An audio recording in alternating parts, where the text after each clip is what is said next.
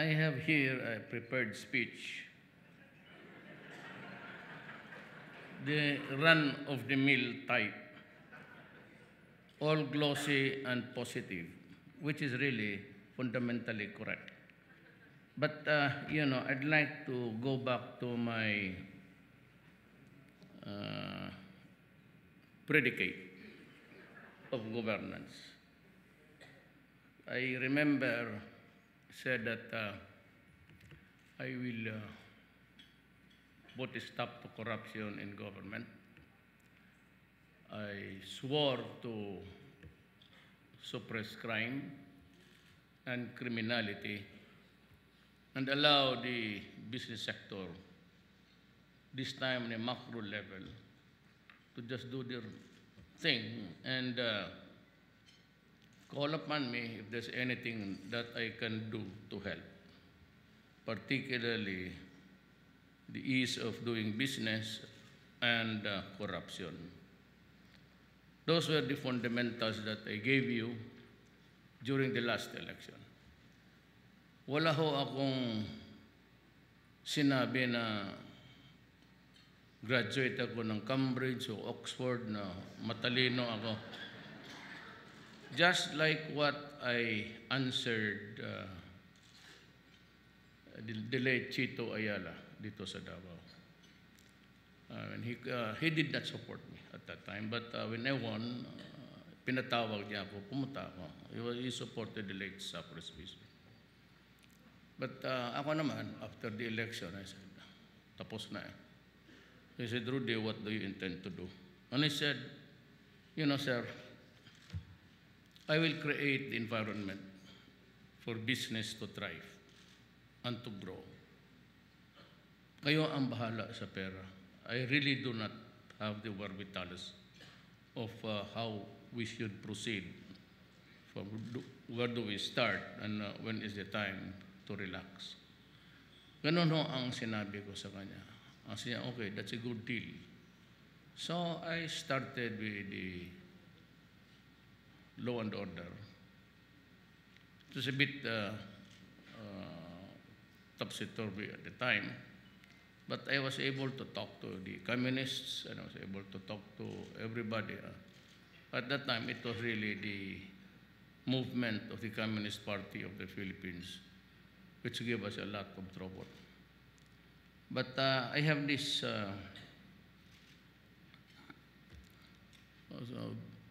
we go some tea in the mountains, and we got to agree on so many things. And one of that is really how to help the people. And for them not to destroy equipments of government, because sadly I would tell you, the first year when I was mayor, I bought a new tractor. Alam mo, hinulog ng mga yawa noon sa bukid, and I lost money there. So I was faced a choice of how to go about improving the situation. If I cannot go to the mountains, how can I protect the people?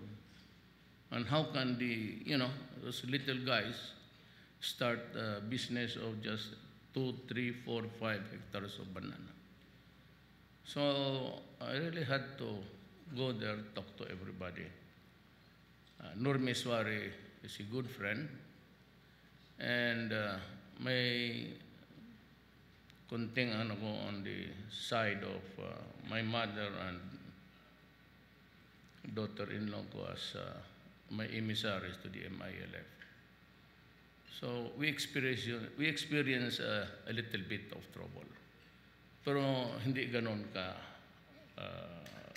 malala. Nung presidente na ako, I was able to get also the word of the NDF that they would be willing to talk about peace. And when Norway provided the good offices for us to talk with them, we grabbed the chance. And so Doresa and Bebot Bello are there. Nasa Rome sila ngayon. I don't know why they transferred venue. Siguro magpalapit doon sa Pope para maggrasyahan ang but I said, sige, I will just wait for a while. And when you are ready, it's either I will go to somewhere in a third world country, not really a third world country in terms of finances, but a third country where I can talk to CSON, and after that, if there's something that is really official and substantial, then we can announce to the world that we have this agreement. But there are things which I cannot really, as a matter of survival, in the sense that there are things which have to remain with me for all time. So with the pasok na yung federal system, nandito man sila kay Olonto, and they know that my commitment is there. I have committed to the Bangsamoro people, to the Moro people of Mindanao, that we will work hard for a federal setup. Do you know why? And they would tell you, walang kapayapaan ang Mindanao. We'll never find peace for us, for our children, for the Moro, Christian, and everybody else.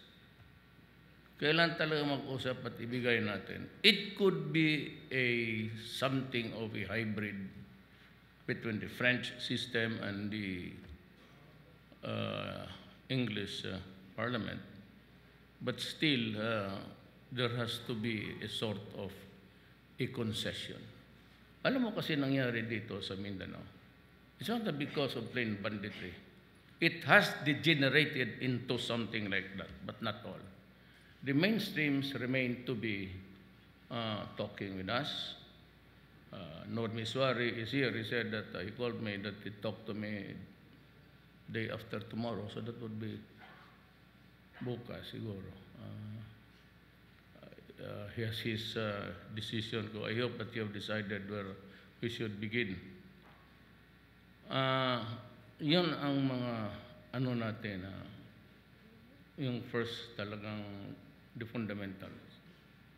We have to, what happened here was a Moro nationalism, the rising of a Moro nationalism.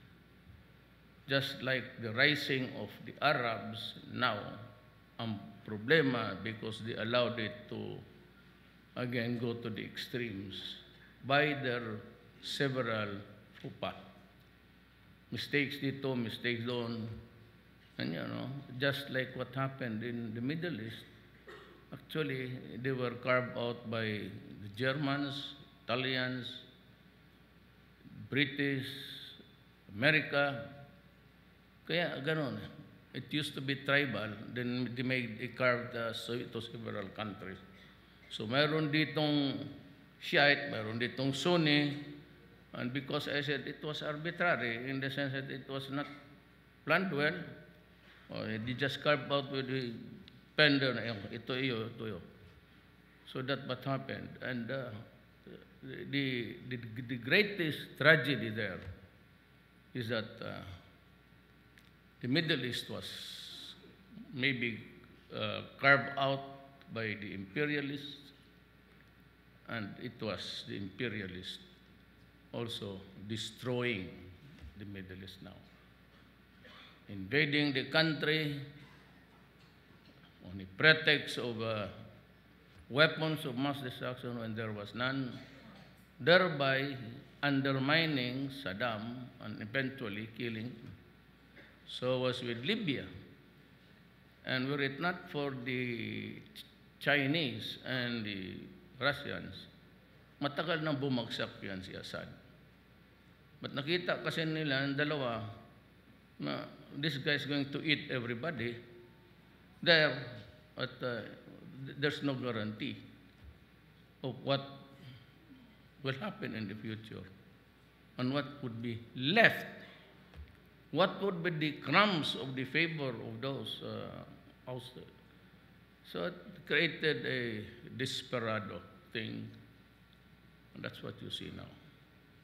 Dito, well, when the Magellan came, in 1521, he had his religion, Christianity.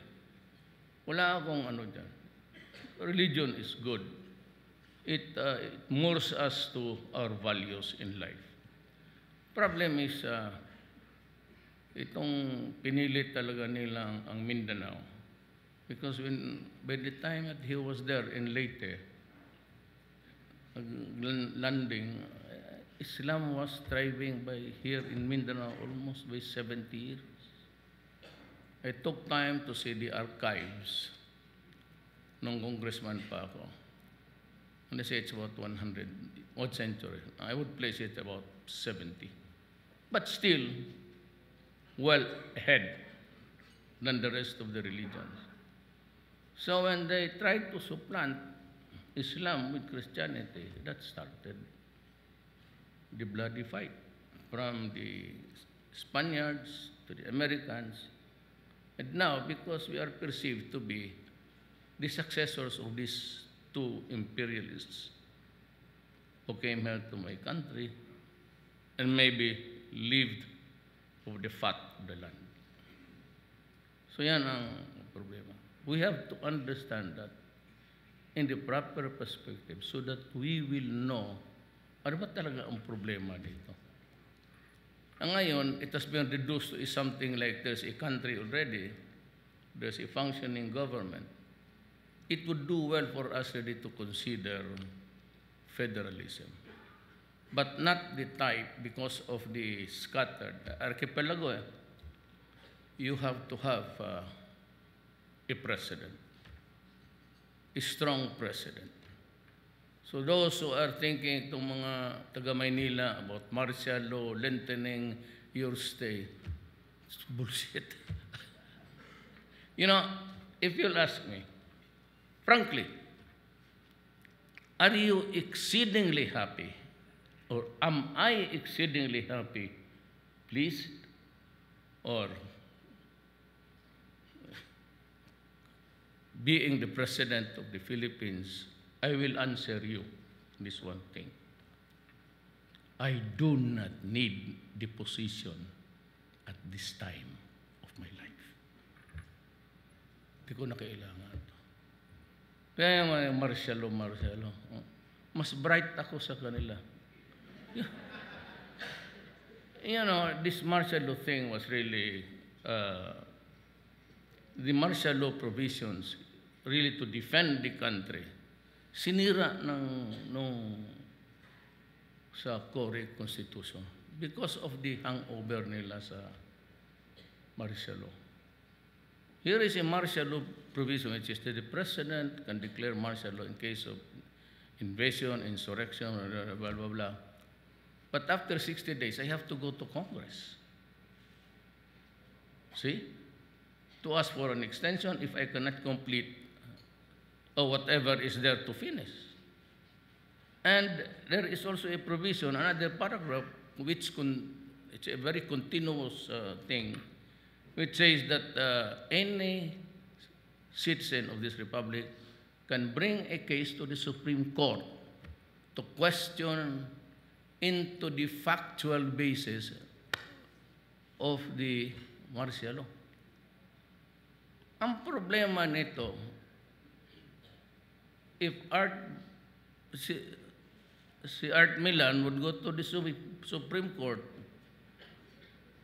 to question me if there is really a need for martial law, at ang Congress naman it says that there is reason to believe, at ito namang plain citizen, tapos tignan ng Supreme Court, sabihin ng Supreme Court, no, kulang.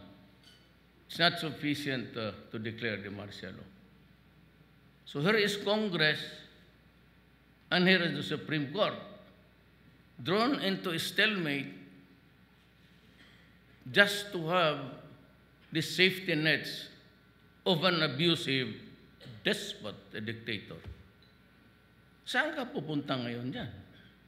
So if the Supreme Court decides otherwise, and here is Congress, what will I do now? There's no more control. Anak ka nang, sabihin ko, the three great branches of government, two are against one another. So ako yung presidente will decide. So you give now to me the carta blanca to really decide what I intend to do. O di sabihin ko, okay, martial law forever. Tapos na. Sabihin ng Congress, yan may rason eh. Sabihin naman ng Supreme Court, kulang yan. It's not sufficient. Tingnan mo talagang, and yet to think that there are about, how many of them, wise people, no offense intended, pati sila Joker Arroyo. Hindi nila tinignan yan. Nangyayanan ako dahil dito, I'm now trading into the law and order thing. Pagka meron, kailangan, sabihin ko kanila, drugs, that's not enough. Tapos nakikita ko na, you know, there are about 4 million slaves in this country. Not the slaves that you buy in the Middle East slave markets, but a slave to the pocket of the odious and despicable people. Slave na hanggang kailan sila magnakaw, magpatay para lang. Unreal drug lords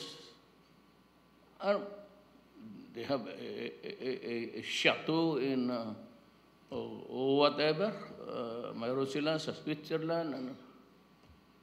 And yet, itong mga human rights, when they say that another idiot said that I cannot, tanungin mo muna, bakit sila namatay? Ask, what is the reason for this strike? Do not just say na namatay, and period. I have to protect the Filipino people. It's my duty. And I tell you now, if I have to declare martial law, I will declare it. Not about invasion, insurrection, not about danger. I will declare martial law to preserve my nation, period. Wala akong pakialam dyan sa Supreme Court. Because the right to preserve one's life and my nation, my country, transcends everything else. Even the limitation. Kung gusto ko, at it will deteriorate into something really very virulent, I will declare martial law if I wanted to. Walang makapigil sa akin. And I will just say, why are you declaring martial law? Because I have to preserve the Filipino people and the youth of this land. That's what I said. Do not go into the thing because I will kill you. That's why I said in Davao, okay, namatay ka talaga. Anak ka ng, sinabi ko sa iyo, do not tinker with this. It's a very dangerous thing. You destroy my country, you destroy the youth of the land. What is there for tomorrow? The money in the banks. It's the greatest resource, the brain of the Filipino collectively to maintain the integrity of this country. Hindi tayo nakakaintindihan dyan eh. Kaya itong mga taga-bayan na bullshit, do not joke with me about Duterte wanting to. So edad kong ito, hindi ko na kailangan. Actually, kung may magsabi, magkudita sila, good. Basta tignan ko lang na mga tao, na mga general sila ang magdala, ayusin ninyo. I will swear them. to office. I'm a general. Sige, kayo na patakbo. Kung kaya ninyo, di patakbuhin ninyo. Or Congress may opt to impeach me, fine. But let it not be said that I allowed this country placed in jeopardy, in peril, because I did not know what I had to do. Wala tayong padrama-drama dito. Martial law. That piece of paper is nothing. Look at, did it ever prevent Ramos? Marcos? Did it prevent Ramos from joining it? And really? Why? Sila lang. Pero itong lantaran na ito, huwag naman ninyong, sabi ko, talagang papatayin ko kayo. Baka, kala yung nagbubulahan tayo dito. I called the mayors, the Philippines, 3, nilockdown ko. Pero sabihin ko sa inyo, i-lockdown din dito. Sirhan mo yan dyan. Sundalo. Para walang mag-chismis. Sinabi ko talaga sa kanila. Totoo yan. And I will say, pardon my language. Because may mga putang ina ninyo. Nandito yung, can I have the break muna. Inom muna kayo ng tubig. Can I have the...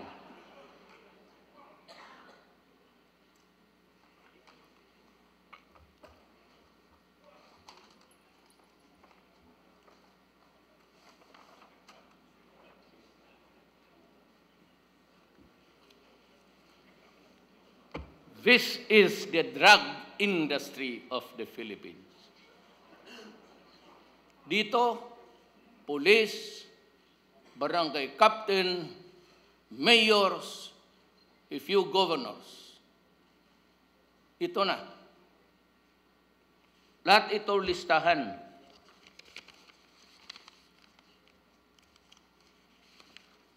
Ito mga pictures nila. And Lou Ott was there. Itong kago na to, General Lou Ott.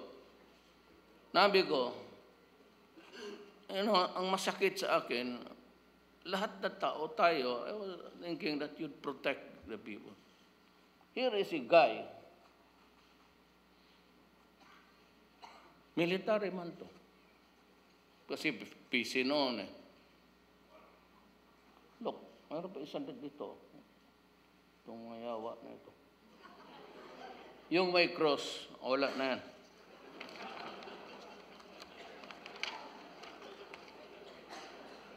Ang listahan na ito, ganito.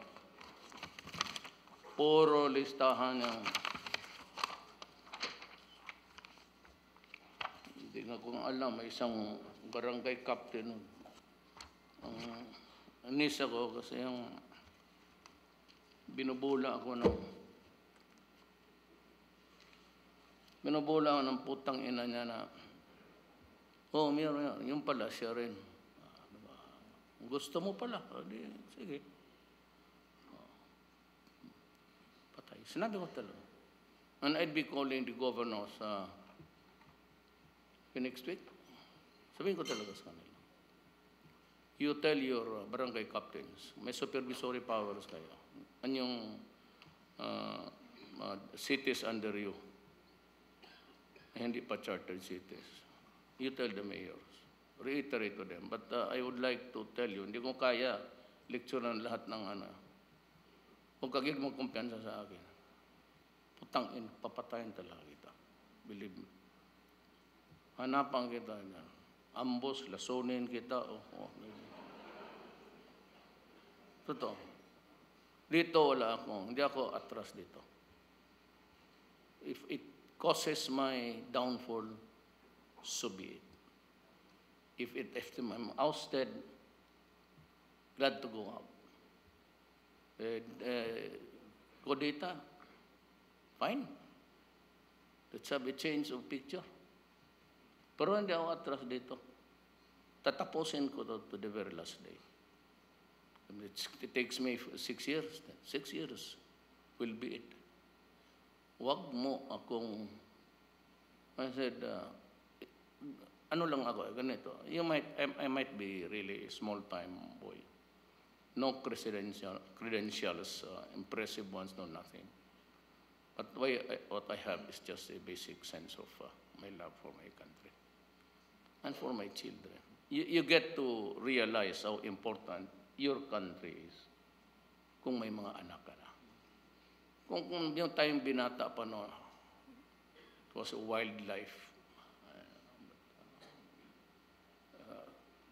Pero nung may mga apo na ako, ibang istorya na to. So it's at the end of the day, it's our country. Ngayon dito sa kayong nagputok dyan sa Maote, they have all been accounted for. Nahuli ko na lahat. Ang isa dyan, anak ni Sema, mayor ng Cotabato. He is now detained dyan sa Malaysia. You know, we have a good working relations with Mahathir and with Dudo. And hindi pa dumating yung mga fast boats ko eh. Pero ang order ko talaga sa sundalo, pag na-kidnap ka, tapos nagkahabulan, and the Indonesian army the Navy would pursue you inside my waters, I said, okay, if we do not have any available sea assets that are around, you can go ahead and blast them off. That's same with Mahathir. Ako ang order ko talaga sa Navy, sa Coast Guard, basta nag-kidnap tapos trying to escape, pasabugin mo na silang lahat. Sabi nila sa hostage ko, sorry, collateral damage. Then if they are blasted every day, that would stop, or at least places into a parity. Hindi ka lalamang sa kulukuhan mo, pasabugin kita. Kaya wag kayong magpa-kidnap, totoo lang.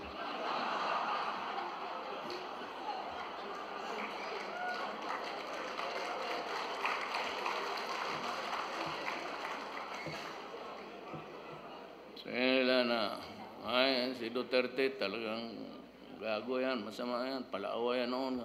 Well, that's tatapos na yan. That's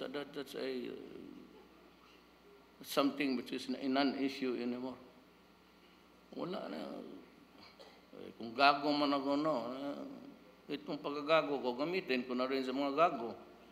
Pero wag mo akong, kasi sabihin ko, yung nagbomba niyan, sabi ko, pulihin talaga. And we were able to, and also I'd like to thank of course, the Americans. I'm saying that's a joke. Their imperialism days, it's different from the original.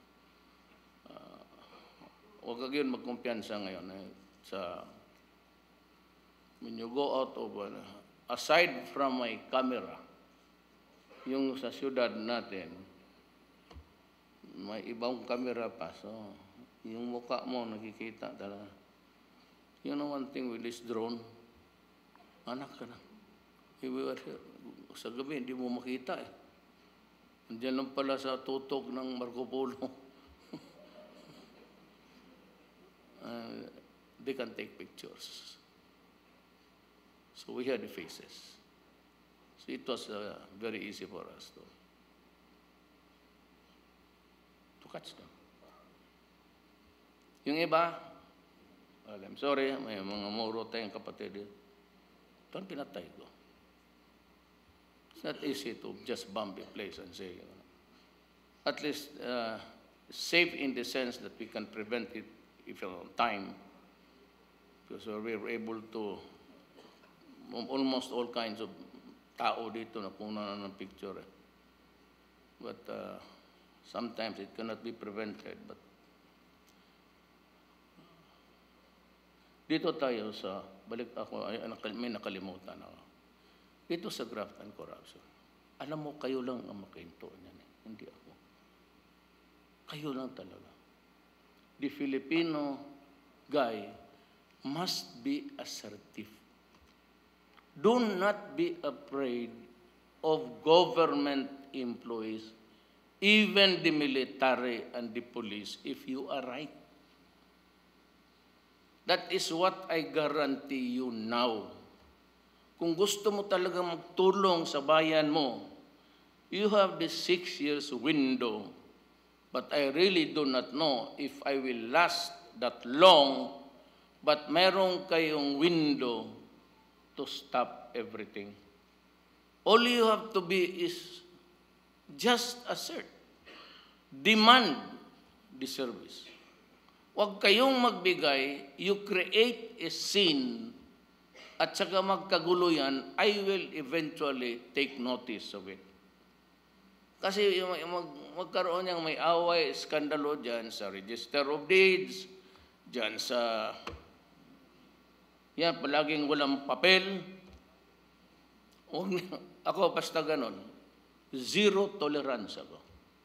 Kung ako ang nagkamali, pasensya, umalis ka na lang. Tuluyan na lang natin. Pagdating dyan sa customs, kung buksan nila, edi kayo ang magbukas. Tapos kung magpurot-purot na sa search, okay lang. Maybe they're looking for shabu. No? Tapos yung mga perfume na marami, kung kunan mo, may isang box ka. So, no. That is not taxable. Hindi lang commercial quantity. Wala akong basar. Ito sa asawa ko, sa anak ko, sa kabit ko, sa isa kong kabit. Huwag kayong pumayo. Kung may maghingi, sabi mo, ano? Pakiulit nga. Wala bang. Because on the national level, ang department choose to be many years, NIDAN, for all of its rotten, yung ating application for a railroad, sa awa ng Diyos, wala hanggang ngayon. Ngayon, I'm just giving them one department, 1 month. BIR, 3 days. I will demand now from the local governments, sundin lang ang Davao. Not sans the hubris, walang yabang yan. I am not into it actually. I lost it. 3 days. Pag hindi, mayroon naman, binigyan ko kayo space for you to tell me. Nandyan yung 8888. Mayroon pagkatapos niyan, after the news, bakante yan. Bihin mo lang, Office of the Register of Deeds of whatever, itong si ano naghihingi, period. I'll take it from there. Sabi ko, umalis ka. Sabihin ko, hindi abot yung pangalan mo dyan. Gano'n, wala na yung civil service. Putang ina yan. Yan nakakagulo eh. Yung right to be heard, ayaw mo. Ilan na dito, police. Asahin ko sa Hulo. LFTRB. Kita mo, wala na. May mga kurakot. Ay, 92 of them. Sabi ko, mag-resign kayo. Hindi ko lang, para hindi rin ma-insulto kasi may mga anak eh. Diyan lang ang problema. We would really want to avoid also the embarrassment, but sometimes we cannot help it. As much as possible, kung just go into the night without any rokos. Kayo lang hindi ako kasi nandito. Sige ako nagsabi, wala. Tapos wala naman akong feedback. Pati sa taas. Pati yung mga bid ngayon ng mga pantalan, it will go into a process. Sunny is here. I have Tugade. Puro bright ito sila. Tugade is a billionaire. He was our valedictorian sa law school. Sunny, valedictorian. Yasay, salutatorian. Bit Aguirre, cum laude. Si Lorenzana sa defense. si Kibuloy ang nagsabi sa akin, they were classmates in Cotabato sa Notre Dame. He was the valedictorian. Sa klase niya sa PNP, he was the valedictorian. Walang. Pernia is a emeritus sa UP. Briones. Stalwart ng ano yan. Sa economy, the national treasurer. Si Tigualo, well, she was in prison. Ex-convict yan eh. Kasi na kinulong ni Marcos. Mariano, ex-convict. Kulong yan. Si Lisa Masa, convicted yan. Ex-convict sa kinulong ni Marcos yan. Kaya yung aming cabinet, it's a very, not really chaotic, but magulo. Ganon ka lang. Kasi pagkatapos, medyo okay, lumano lang lahat. Ganon lang yan. Puro bright yan. I have assembled one of the, hindi lang alam na matakala nila na Bit Aguirre, si God. Kita mo na pa-acquit niya si Webb.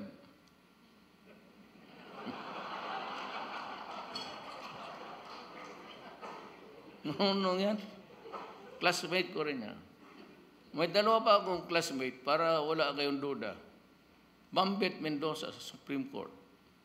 Justice, pati si Buji Santos. We were classmates. Yung klase namin yan. O kaya, ang plano sa akin ng Diyos, gawin ako presidente. Ang plano nila ito, klasanin yung mga bright, pinaaral ng Diyos ng husto, binigyan ng utak, kasi sila ang trabahante ko.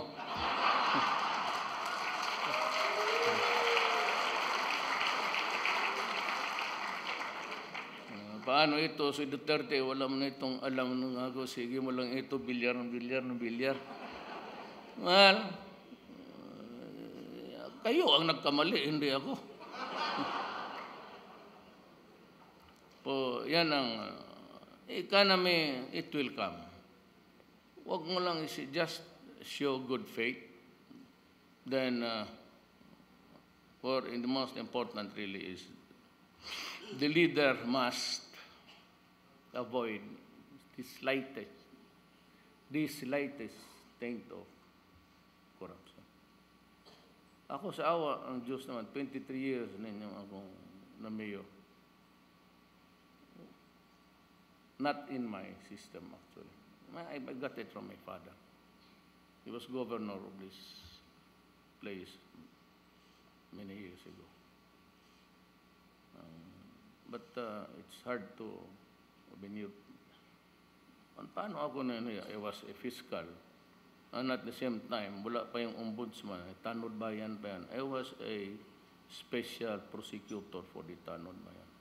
I used to go around Mindanao, prosecuting malversation case. Kaya master ko yung disbursement yung presentation. Pinag-aralan ko talaga yung step by step paano magpasok ng ebidensya. Yun lang ang trabaho ko. Tanggapin ko kasi wala akong trabaho. Pero maybe I'm used to just anyway, I think that we should have a respite of corruption. Ngayon, if you want your country really to grow, ayaw ko ng away. That's why I talk to Abe, I talk to no military alliances, no nothing. I do not even want I want the country freed of foreigners, soldiers. Ayaw ko. Time for the Philippines to sibat na kayo. We're good enough. We're good now. So, hindi ko na kailangan yung magpatrolya. Let me just talk to my brother Moro and the rest of it. And maybe from there on, somebody should, wala na ako, maubusan ako ng panahon. the another Filipino should stand up and do the right thing. Huwag na yung kailangan natin, kailangan mga sundalo. Actually, sinabi ko kay Abby, hindi ko na kailangan yung mga missile, mga baso. Because as you would see now, sometimes it's Putin who is very conciliatory. And now Trump is almost also disregarding, ignoring the reports of the hacking. He's reaching out. If we start a war, a third world war, that will be the end of the world. Pag binitawa lahat yung nuclear, ngayon, kung meron tayong si Kim Jong-il, itong buang nasa North Korea, he's the wild card there. Not Russia na to. Putin is just an ultra si Putin eh. Ultra. But ang gago niyan, itong sa North Korea lang. Kung mamatay ang buang na yan, okay na tayo. And the Philippines would be okay. Okay na tayo. Okay na tayo. Corruption, wala na yan. Terror, hayaan mo na kami yung military. So I was watching with, I was amused to, listening to Ronnie Go. He used to be a pilot and he used to fly for me. When I was mayor, sila one of those guys who would fly the chopper. Sa Kasap siya. So nakita ko the metamorphosis ng tao to a family and then a businessman. So kagaya natin, he has children, your grandchildren. We should cooperate. Kung gusto talaga ninyo, ang anak ninyong will not be thrown into a very corrupt, help me. All you have to do is to just say, excuse me, ano sinabi mo? Pera. Sampalin mo. I will answer for it. Basta totoo lang nangyari. Sabihin kong putang ina ka, ikaw nag-umpisa, papatayin kita. You do. Gantihan mo yung plain citizen, I will. Kalagkarin kita. Hindi ako, sabi ko, kayo magkumpiyansa sa akin, pag ako talagang, you create a scandal. You report. Place it there. Walang libel yan. Ako ang mag-publish. That's publication eh. Pag yan naman, but ikaw naman nagpapadala sa akin. I just can't keep it. But if I publish it, ako yung ano yan eh. May saying dyan na he who is the cause of the cause is the cause of them all. See? If you are the cause because you are corrupt, then you deserve what the succeeding events will be. He who is the cause of the cause is the cause of them all. So that's my warning to all workers in government. Lahat. Ang hindi ko kontrolado ang judiciary because that is a different department. I am not supposed to intrude. That would be unconstitutional. And of course, Congress, hindi rin natin kaya.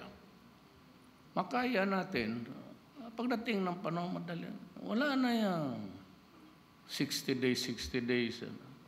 Kung ang presidente mag-declare ako, my ground, to preserve my country.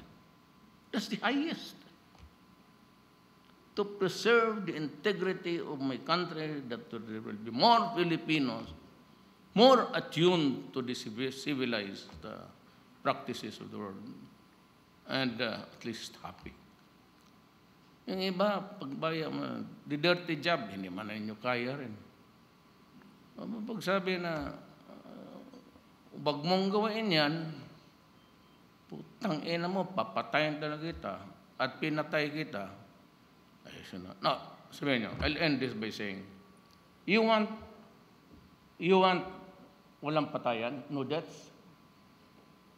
You want a city with no military men, no patrol cars wherever? You want na ang punerarya magbangkaruta na? Madali lang. Drop your guns if you are a terrorist. Drop the shabu tonight and tomorrow it will be heaven. Maraming salamat po. Daghang salamat.